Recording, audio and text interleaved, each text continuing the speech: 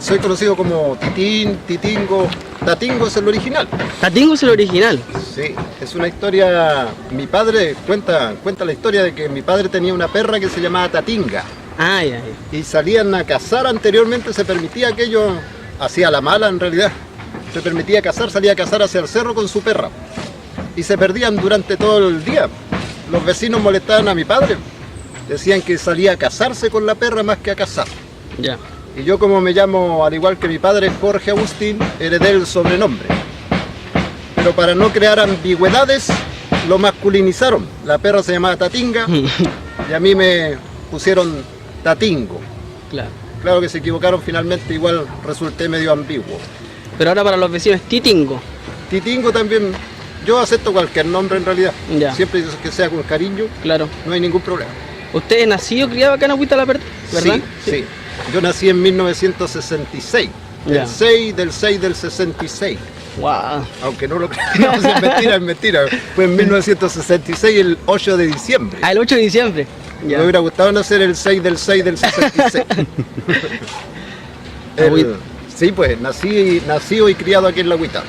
Ya, Maravillado con mi pueblo y con su gente, principalmente por el espíritu comunitario que tenemos. Yo recuerdo mi infancia, a pesar del abandono, del hambre, del maltrato que había, era como un lugar común, era la forma de interactuar con los hijos de los padres. Pero a pesar de eso, yo lo recuerdo también con alegría porque había muchos juegos comunitarios. Eran juegos de grandes grupos de niños, 15, 20, y jugábamos principalmente en el cerro y en la cercanía, en las calles, cuando había tierra en las calles, cuando no había pavimento.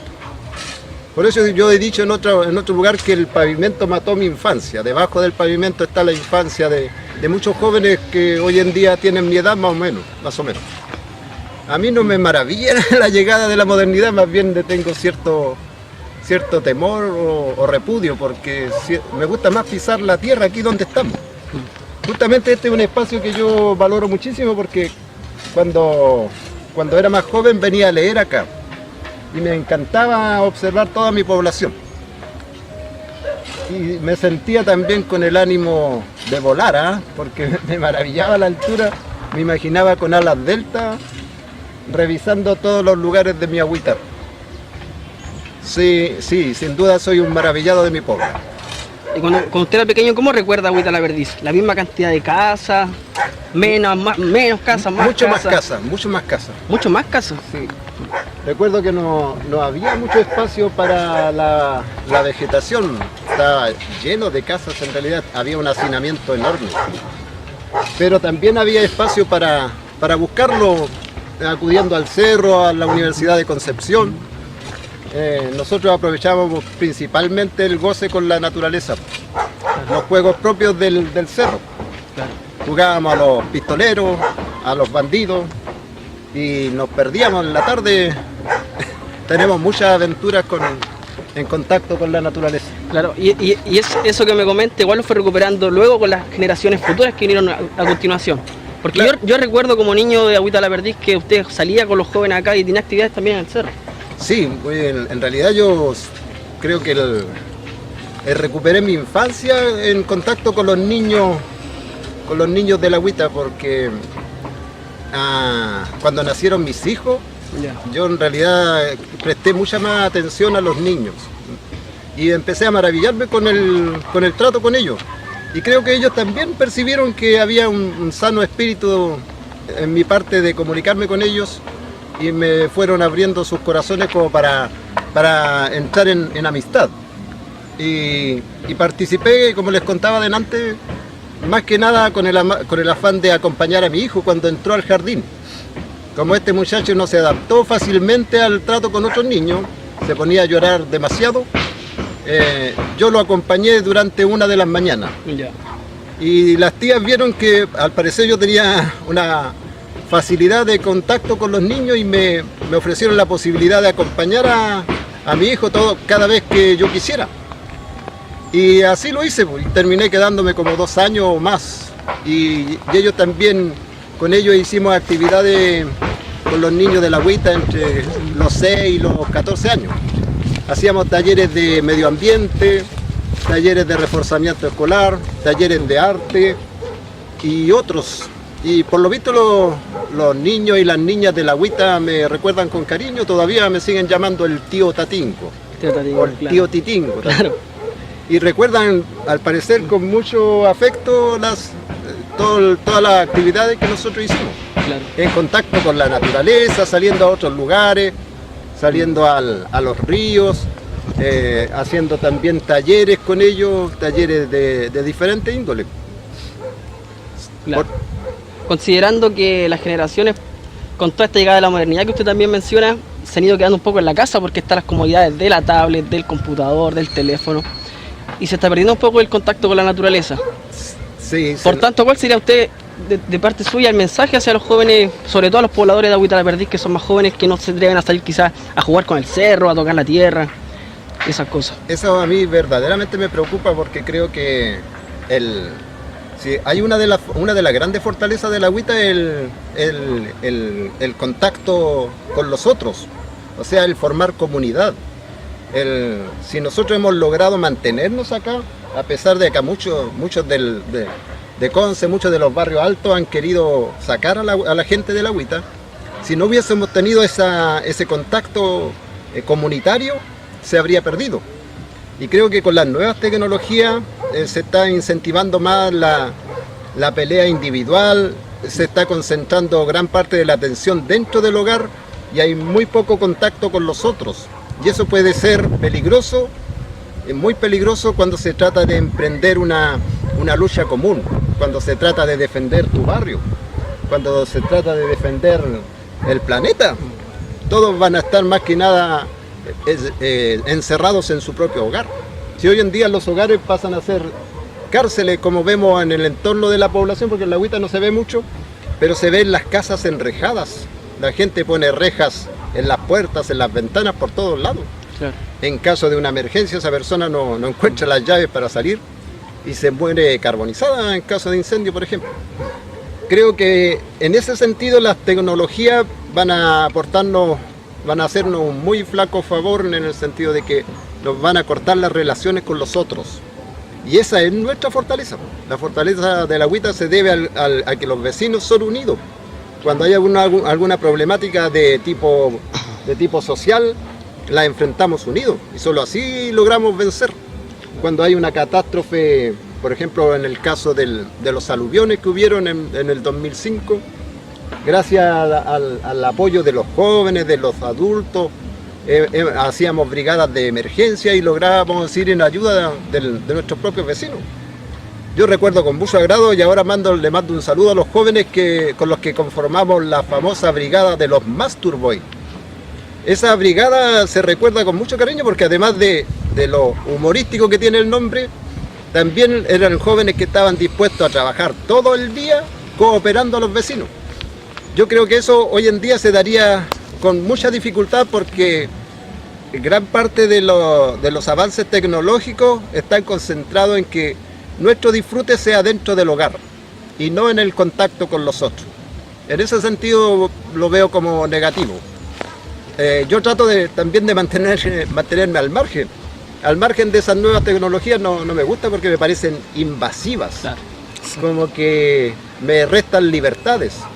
Claro.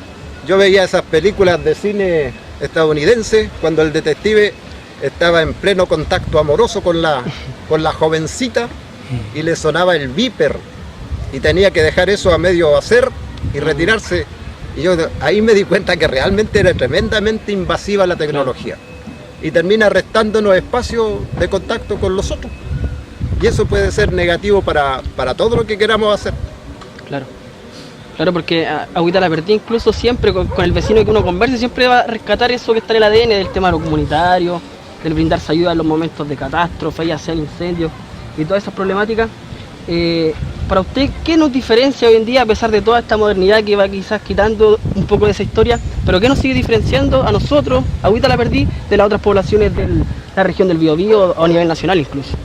Creo que todavía sobrevivimos como una población donde nos encontramos con el otro. Todavía hay trabajo comunitario, a pesar de que en menor cantidad Recordemos una de las, digamos, de las actividades que nosotros hacíamos eran lo que se llamaban las Pascuas Populares.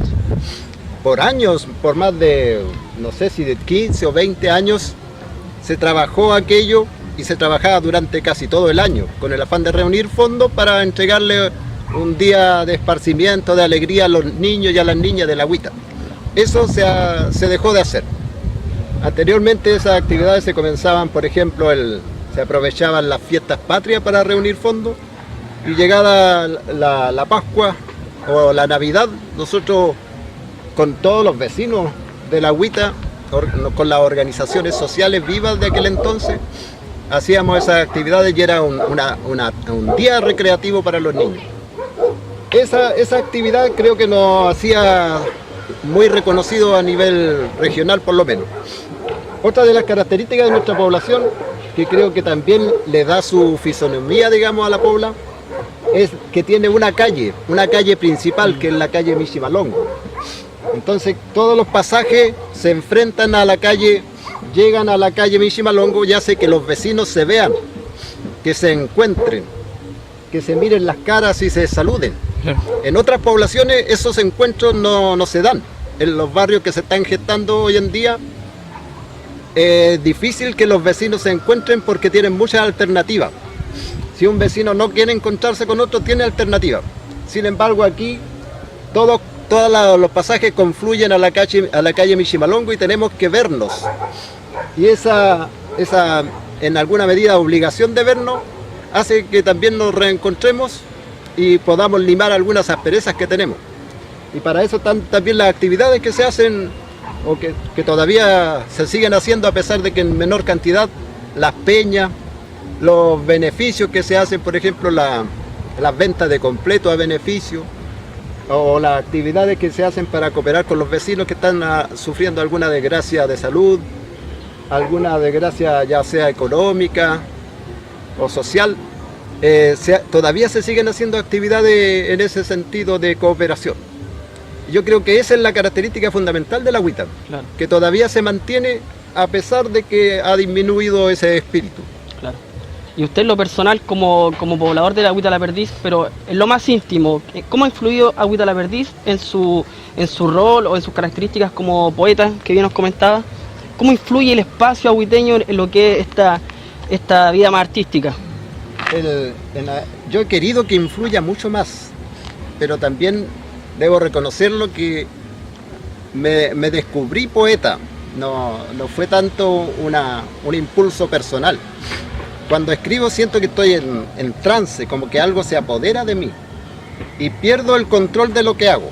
Posteriormente me doy cuenta y me horrorizo con lo que escribo también porque me impacto, porque en gran medida yo no soy ese que escribe. Ya. Siento que hay otro que escribe a través de mí, pero el más consciente, el tatingo más consciente quiere abarcar a la pobla. Incluso tengo un libro en proyecto que se llama El libro del mal olor, de Juan Ruin, el archipeste de Agüita. No quiero que aparezca mi nombre ahí. Y he creado una especie de personaje que se llama el archipeste. Y este archipeste, que es una especie de vagabundo, un vagabundo con gran espíritu crítico, y que también es un buen lector, y que tiene algunas características propias de un filósofo, pero un filósofo que vive en la extrema miseria.